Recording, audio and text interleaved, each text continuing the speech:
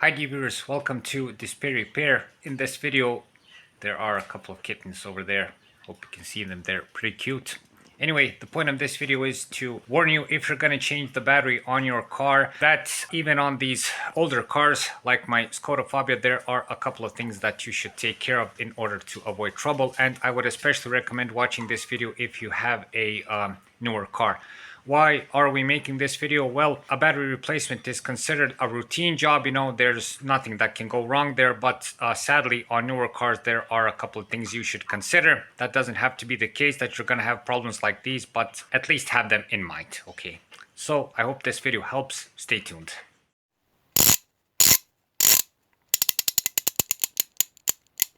Display repair.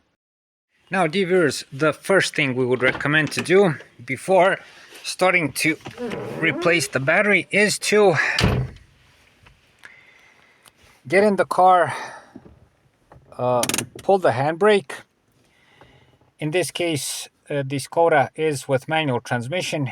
I would press the clutch, put the car in neutral. If you have a car with automatic transmission, I recommend putting it in park or neutral, whatever suits you best. Once you've done that, turn on the ignition key, and after that lower the driver's side window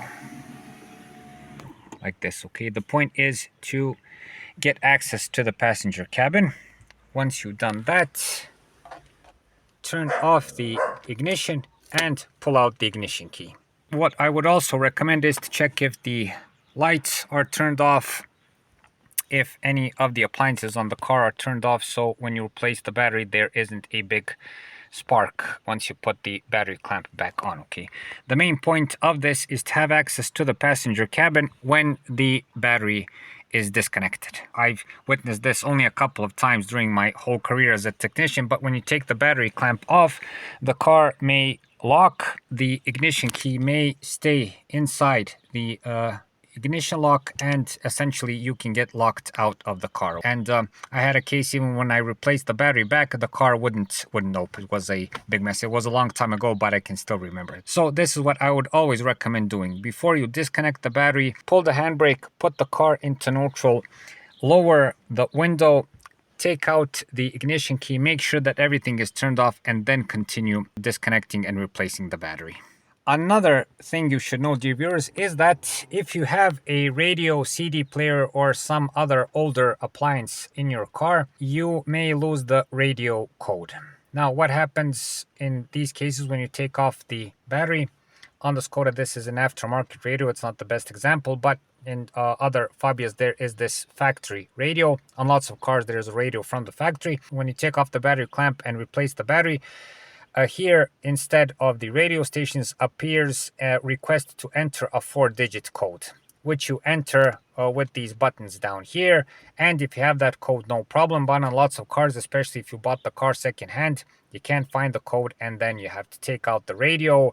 You have to go to radio technician to get that code, and it's a lot of fuss and a lot of trouble. Okay, so before detaching the old battery and replacing it, check if you have that radio code. On lots of cars, the radio code is in the maintenance book. I'll be sure to check this so you don't lose your radio, or you don't have to pull everything out and go to a shop in order to fix this. Just have this in mind. The other thing is that you will lose the time on the clock on the car, which is not that much of a problem. On the Skoda, we've made a separate video how to adjust the clock. You just use this knob right here, turn it left to right, and you can adjust the time. If you want to see how to do this, I'll leave a link in the corner and in the video description. All in all, it's not that much of a problem.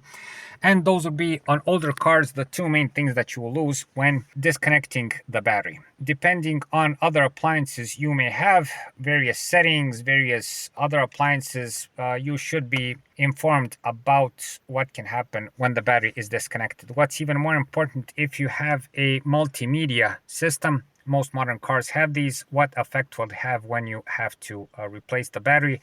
I must warn, I didn't have any experience with this, but I must warn that lots of these systems may be sensitive to a battery disconnection. They may get into some sort of, I don't know, fail-safe mode or something like that. I'm just making this up. And all in all, it doesn't have to be that case. Before you change the battery, if you have a more modern car, look into the maintenance book and see what they say. If they recommend that you don't change the battery on your own, if they recommend that you do some sort of battery change within a dealership, you should find out why is that so. And in that case, I wouldn't recommend doing the battery replacement on your own, because these multimedia systems may require some sort of reset, some sort of diagnostic system that puts them back into work. Next, dear viewers, if you have a car that needs programming when the battery is replaced. Now, if you have an older car like the Skoda, there is no need for this, okay? The battery replacement is simple. We've made a separate video on this topic. So when you want to change the battery, you just disconnect the minus clamp, plus clamp, you take off a 13mm screw and bracket right down here. You take out the old battery, put in the new one, reconnect the plus battery clamp, minus battery clamp, put back the bracket, and the car can start. That's it. But on some cars, when the battery is installed, you need a diagnostic system in order to sort of activate the battery within the whole system. The car's computer needs to recognize the battery in order for it to work. On this part, I would say that you have to be, again, informed on what the situation on your car is. Again, use the maintenance book, read it, and see if there are any warnings on this part, how to change the battery on your car.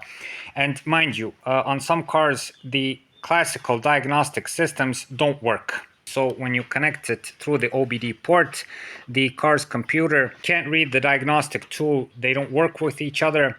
And you can't integrate the battery into the system, okay? You have to have the specific program from the manufacturer. So also have this in mind, because if you have a situation like this one, you will replace the battery and it will not work, okay? The car will not be able to start. And dear viewers, the final tip, which I think is the best and most practical one, and that offers the least fuss, but you have to have the gadget, and that is to have a 12-volt power pack when replacing the battery. What's the point of a power pack? Well, you have two clips on that power pack. It looks like a small hard disk for the PC. You connect them to the car's battery, and you can either jumpstart the car, or if I've read properly, you can connect that 12-volt power pack to the minus and plus terminal of the car battery and essentially power the whole car with that power pack while the battery is disconnected. To the car's computer, it looks like that nothing happened. Just be careful when you're connecting everything that the connection is stable. Yes, it may cost a bit of money, but if you have the chance, buy it. It is a huge help on this part. So, dear viewers, for the end of this video, what we've shown you are the most common things that you should take care of when changing a car battery. All of this varies from car manufacturer to car manufacturer, from model to model. The best thing to do before changing a car battery, and especially do this if you own a more modern, technically sophisticated car, take the maintenance book, the user manual, check if there is any warning about replacing the battery, if there's any information. If you see that you need to do any kind of special procedure, consider it, have this in mind. If you can do it, go forward, change the battery. But if there is some sort of special program, special procedure, then know that you're going to have to visit a dealership or a professional mechanic in order to solve the problem, and best then avoid doing it. The whole point is to be informed and to know things on time to avoid getting yourself into trouble. What can I say?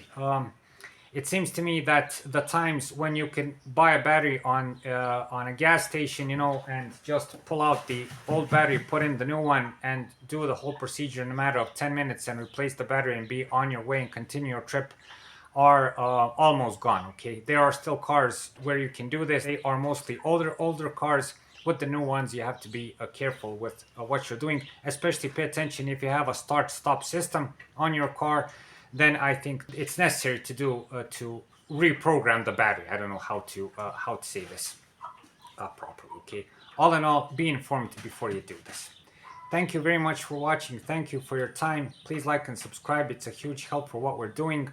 If you find the time, watch our other videos where you can see other car and driving related videos that should help make your life with your car much easier. Thank you very much for watching and thank you for your time.